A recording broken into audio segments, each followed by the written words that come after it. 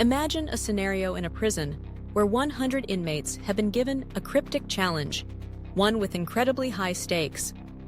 The warden lines the prisoners up and explains the puzzle. In a separate room, there are 100 boxes, each containing the name of a different prisoner written on a slip of paper. The boxes are shuffled and placed at random, so no prisoner knows which box contains their own name. One by one, each prisoner will enter the room, alone, and can open up to 50 boxes. Each must search for the slip of paper bearing their own name. If they find it within those 50 tries, they can return to their cell, and the next prisoner takes their turn. Nobody is allowed to leave any sign of which boxes they opened, nor can they communicate with the other prisoners once the game begins. The catch? If every single prisoner finds their own name, everyone goes free. But if even one fails, the entire group remains imprisoned. Given these seemingly impossible odds, you might expect the prisoners to despair. After all, with each box holding one name out of 100, and each prisoner limited to half the boxes, the chance for any one person to find their own name by just picking boxes at random is 50%. But for all 100 prisoners to succeed, the odds drop astronomically, to about 1 in a million trillion. However, before the search begins, the prisoners are permitted to discuss and devise a collective strategy. The question is, can the group craft a plan that dramatically increases their chance at survival? Amazingly, with the right approach, they can boost their probability of freedom to over 30%, a substantial leap from the hopeless odds faced when acting alone. Let's explore the strategy that makes this possible.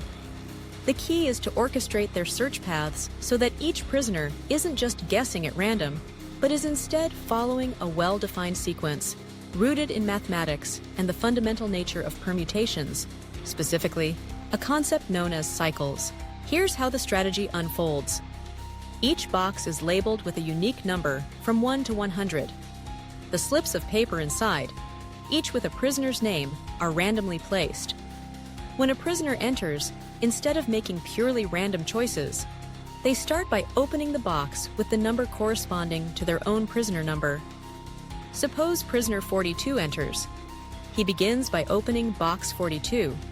If that box contains his name, his search is over. He's succeeded.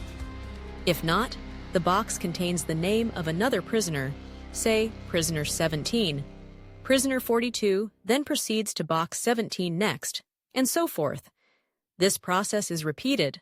Always proceed to the box with the number matching the prisoner name found in the last box opened.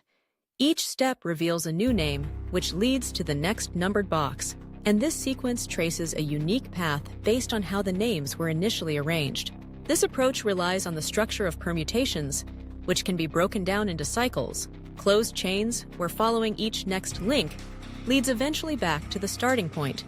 In the best-case scenario, every cycle in the permutation is 50 boxes or fewer, ensuring that each prisoner will locate their name on their search path before exceeding the 50-box limit. If any cycle exceeds 50 boxes, however, anyone whose name falls into that cycle is doomed to overshoot their limit, causing the group to fail. Surprisingly, in a random arrangement of 100 names among 100 boxes, the probability that no cycle exceeds half the total number of boxes, meaning no cycle longer than 50, hovers around 31%.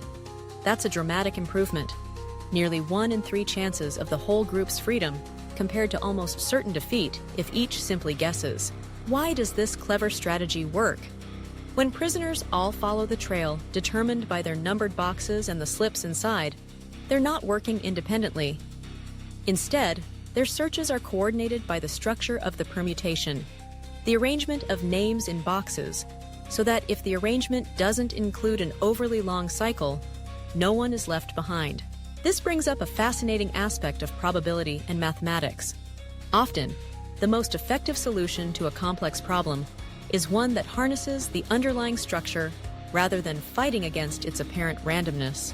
As a twist, imagine now being in the prisoner's shoes.